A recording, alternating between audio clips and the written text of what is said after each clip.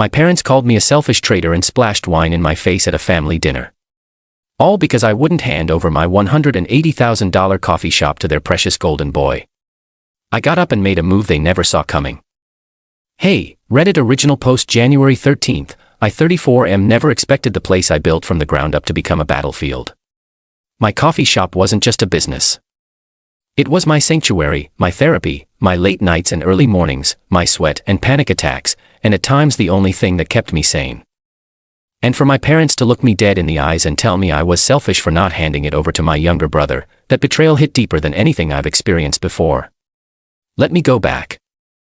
I opened my coffee shop 5 years ago after walking away from a soul-crushing job in finance.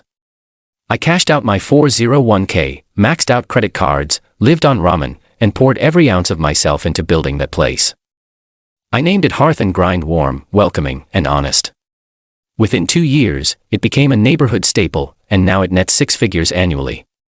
My younger brother, Ryan 29M, has always been the golden child. He was the star athlete, the charming one, the one my parents bragged about at every family party. He dropped out of college, bounced from startup to startup, burned through loan after loan, and somehow always had mom and dad to catch him when he fell. Meanwhile, I've had to claw for every inch of stability in my life. A week before Christmas, my mother called and told me there would be a family dinner at their house. Everyone will be there, she said, and I should make sure to bring something special. That was her code for bring an expensive bottle of wine or you'll look cheap. I rolled my eyes but agreed. What I didn't expect was that the dinner was a setup. I arrived with a $60 bottle of red, and the moment I stepped through the door, I sensed tension. People weren't just gathering for the holidays, they were waiting for a show, and I was the main act. After dinner, when we all sat around the living room nursing drinks and pretending to be a loving family, my father cleared his throat and said, "Son, we've all been talking and we have a proposal." Ryan beamed. My stomach turned. "We think it's time for you to let Ryan run the coffee shop. He needs something stable. You've done well with it and it's time to share that success with your brother." My glass froze halfway to my lips. "Share?" I repeated, trying not to laugh. "You want me to give Ryan my business?" "It's not giving, it's family," Mom chimed in. "You'll still be involved. But Ryan has ideas, he could really take it to the next level." The next level? The man couldn't keep a house plant alive, let alone a business. "I built that shop," I said slowly. "From scratch. I worked 16-hour days. I didn't see friends for years. I went into debt to make that place what it is. Why would I just hand it over?" Ryan shrugged. "Come on, man. Don't be dramatic. You're doing well. Help me out for once." "For once," I repeated, a laugh escaping. "I've helped you plenty. Who bailed you out when your crypto scheme collapsed? Who co-signed your second car loan? Who helped pay off your credit card debt just last year?" My father slammed his glass down. "That's enough. You're being a greedy egoist. It's just a coffee shop." That was when Mom stood up and threw her wine in my face. Gasps rippled through the room. I sat there stunned. Red wine dripping down my face and shirt. The room spinning, not from the alcohol but from disbelief. "You're not the only one in this family who matters," she hissed. "You always act like you're so much better than us." I wiped my face with my napkin in silence. My heart pounded so hard it echoed in my ears. I looked at Ryan, who just sipped his drink unfazed. Like this was all going according to plan. I stood up. "You know what? You're right," I said calmly. "I do act like I'm better because for once I am. I worked for something and refused to screw people over to get it. My dad barked something about respect. My mom called me heartless. Ryan muttered drama queen. I turned, grabbed my coat, and walked out. But that wasn't the end. On the drive home, my phone blew up with texts from cousins who had watched the whole spectacle. Some were stunned, others whispered apologies. A few even said, "They've always treated you like that." "I'm sorry, man." I got home and sat in the dark replaying every word, every sneer, every drop of wine that hit my face. I realized I'd been trying to earn my family's respect for decades, but they'd never give it because I wasn't the one they favored. I didn't sleep that night. Instead, I drafted an email. One that would ensure no one in my family ever tried to claim ownership over my shop again. It was time to draw the line, not just for Hearth and Grind, but for myself. They had pushed me too far. And the next morning, I did something none of them saw coming. The morning after the wine-soaked ambush, I sat at my desk and stared at the cursor blinking on my laptop screen. 100 different versions of the message I wanted to send ran through my head, but I wasn't going to let anger do the writing. I was calm now, focused, and for the first time in years, I was done being the reasonable one. I opened my business documents and pulled up the ownership papers for Hearth and Grind. I triple-checked everything, then forwarded copies to my attorney. I'd known him since college. A no-nonsense guy who helped me incorporate the shop years ago. I wrote, I need to add an additional layer of legal protection. Full lockdown. No one, and I mean no one, can make decisions or claims except me. Also need a clause barring any family member from seeking control, transfer, or claim under duress or emotional pressure. He replied within an hour. Understood. I'll take care of it today. Want to change the beneficiary in case of emergency? I hesitated, then typed back, yes. Remove family entirely. Add my general manager, Luis. Luis had been with me from year 2. A single dad, a workhorse, and someone who once refused a raise because he knew I was struggling during COVID. If anyone deserved the shop if I got hit by a bus, it was him. Not the people who treated me like an ATM with a pulse. By noon, everything was filed and legal. That same afternoon, I walked into Hearth and Grind, greeted Luis and my staff like it was any other day, and started baking banana walnut muffins. The smell of espresso and cinnamon grounded me again. This was my home, not the place with the wine and judgment and gaslighting. Here, I was respected. Around 3 p.m., my phone buzzed. Mom, Ryan says he's still waiting for you to come to your senses. Dad, we didn't raise you to be the spiteful. We just want the family to thrive together. Ryan, you're acting like a selfish prick. I was gonna bring new ideas, man. It's not too late to fix this. I didn't reply. I was already fixing it, just not the way they hoped. The following week, I hosted a holiday party at the shop for my staff and our regulars. Local musicians played soft jazz in the corner. The windows fogged with warmth. Customers brought cookies and small gifts. Luis's daughter ran around in a sparkly red dress handing out homemade cards. It was the kind of night that reminded me why I built this place. As I gave a toast near the end, I looked at Luis and said, I've made a change to the company's emergency plan. If anything ever happens to me, Hearth and Grind is yours. Luis blinked, stunned. His hands shook a little as he set his glass down. You serious? He whispered. I nodded. You earned it 100 times over. He gave me a hug that nearly knocked the wind out of me. In that moment, I felt more like family than I had in years. But peace doesn't last when your real family smells money.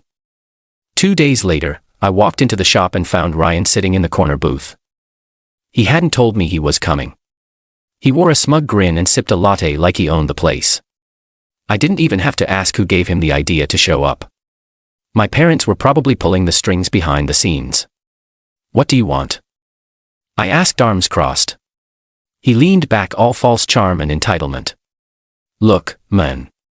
I talked to some friends. Investors. They're saying a shop like this could easily triple revenue with a few tweaks. You need someone who can scale this, take a digital, start a merch line, coffee beans, mugs, influencer partnerships. I'm that guy.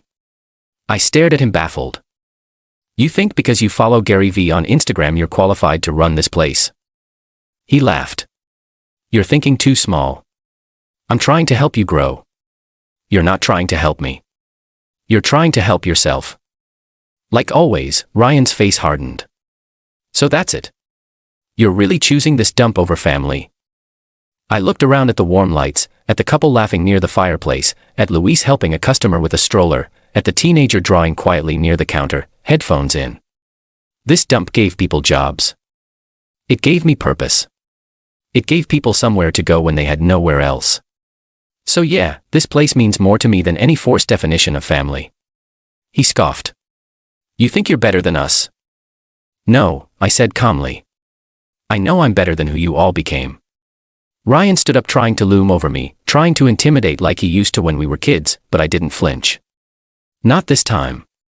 I hope you enjoy playing barista the rest of your life, he muttered, storming out. The door chimed behind him, and I felt a weight lift off my chest. The next morning, I blocked my parents and Ryan. I told my aunt and cousins that I needed space. I didn't issue any statements. I didn't explain myself further. I didn't try to win anyone over. Instead, I focused on Hearth and Grind. We started a loyalty program, partnered with a local bakery, created a small reading corner for kids and young writers. I began mentoring young entrepreneurs who had no family support, people like me. And the more I poured into the shop, the more it gave back. But just when I thought the drama had finally died down, Luis came running into the back one afternoon with a piece of paper in his hand. "You need to see this," he said, eyes wide. It was a letter from a lawyer representing my parents and Ryan.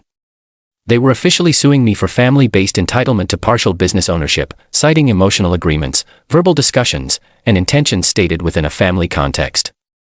They were trying to take Hearth and Grind by force. They had crossed a line they could never uncross. And now, I was gonna show them just how brutal I could be when pushed too far. I stared at the legal letter in my hand, the words blurring from a mix of rage and disbelief: family-based entitlement to partial business ownership, emotional agreements. My parents and Ryan were actually trying to use some twisted, fabricated version of family loyalty as a weapon in court. They'd never invested a cent, never worked a shift, never offered help unless it came with conditions. And now, because I wouldn't hand over Hearth and Grind on a silver platter, they wanted to sue me. I laughed. A deep, bitter, exhausted laugh. The kind that comes when you're too tired to scream. Luis looked at me, concern in his eyes. "What are you gonna do?" "I'm going to destroy them," I said. "Not out of spite, out of principle. They need to learn that actions, especially theirs, have consequences." First, I called my lawyer. He'd already anticipated the move. "They have no legal leg to stand on," he said confidently. "But if you're up for it, we can counter-sue for harassment and attempted coercion of a business owner." I said yes before he finished the sentence. Then I gathered everything. Every text, every voice message, every email where they tried to guilt me, pressure me, gaslight me into handing over the shop. I compiled timelines, documented their financial history, and even dug up old bank transfers that showed how often I'd bailed Ryan out in the past. I wasn't just defending myself. I was building a case to show a pattern. Entitlement, manipulation, and abuse masked as family. I also called my accountant. He reviewed the shop's finances, traced every ownership line, and confirmed again. No one but me had legal ties to Hearth and Grind. The court date was set for 3 weeks later. Word got around. A few cousins reached out shocked it had gone this far. One aunt even said, "I told your mother this was insane. But she and your father said you left them no choice." No choice. I laughed again. They had every choice. They just didn't like the one I made for myself. In the days leading up to the hearing, I stayed focused. Business was booming. We introduced a rotating guest roaster series. A local poet began doing Saturday night readings. Luis revamped the menu with seasonal pastries. We were more than a coffee shop now. We were a community space. And quietly, I began preparing one more thing, an open letter. The morning of the hearing, I arrived in a navy suit, no tie, calm and composed. Ryan came in looking smug, wearing sunglasses indoors like some kind of startup celebrity. My parents trailed behind him. My mother looked furious. My father refused to meet my eyes. The judge listened to their lawyer present a case that felt like a poorly written soap opera. He cited vague references to family promises, emotional obligations, years of nurturing, and family expectations. It was all as absurd as it sounds. Then my lawyer stood.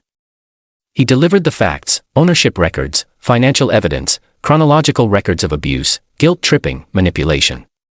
Everything was airtight, and then came the best part. He handed the judge a printed copy of the open letter I had posted that morning.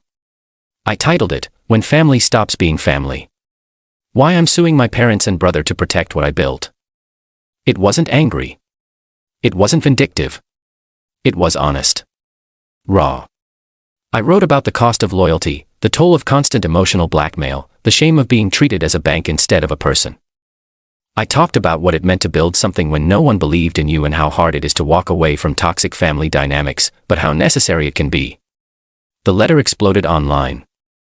Customers, fellow business owners, even people who'd never met me rallied in support. The comment section was flooded with people saying, "This is my story too. Thank you for standing up. You're not alone." The judge read the letter silently. When he finished, he looked directly at Ryan, then my parents, and said something I'll never forget. "This court is not a tool for entitled relatives to claim ownership of another person's life work. Case dismissed." Ryan jumped up shouting something about injustice. My mother cried. My father's face went red. I turned and walked out without a word, but I wasn't done. A week later, I filed for a restraining order against Ryan. Not permanent, just a 1-year protective distance from me and my business. Approved. My lawyer then sent a cease and desist to my parents to prevent further contact related to the business, and then I made the final move. I changed the name of the shop. Not entirely just a subtle but powerful rebrand. The sign now reads Hearth and Grind, built by one, fueled by many. Underneath it is a small plaque with a quote. "Sometimes the family you build is stronger than the one you're born into." That plaque was a gift from Luis and the rest of the staff. I didn't ask for it. I didn't even know they were planning it. But when they presented it to me during a quiet Friday close-up, I broke down and cried. For the first time in years, they were tears of peace. My parents haven't contacted me since. Ryan tried to DM me last month asking for a job recommendation. I didn't even open it. I don't need closure. I built it one espresso at a time.